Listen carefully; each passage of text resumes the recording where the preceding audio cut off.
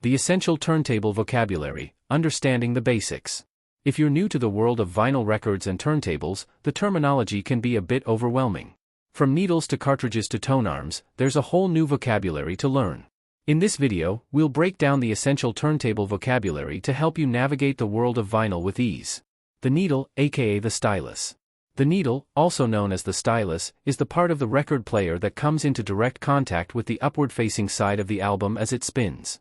It's crucial for accurately reading the groove of the record and producing sound. Different types of needles can have different shapes and sizes, impacting the overall sound quality. The cartridge is the part mounted on the end of the tone arm of your record player. It contains the needle and converts the physical vibrations from the record into electrical signals.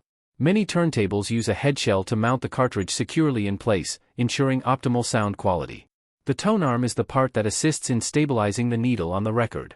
It is responsible for guiding the movement of the needle across the record and controlling its placement.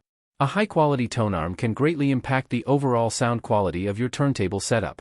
Direct drive versus belt drive. Direct drive and belt drive are two common types of turntable mechanisms. Direct drive turntables are directly driven by a motor and do not use belts to spin the platter. This type of setup is known for its accuracy and stability. On the other hand, belt drive turntables use a belt to rotate the platter, which can impact speed consistency.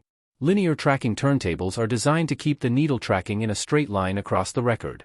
This type of system is often more effective at getting the needle in the center of the groove, leading to improved sound quality and less wear on your records. Weight and tracking force. The weight on your turntable is used for adjusting the needle's tracking force.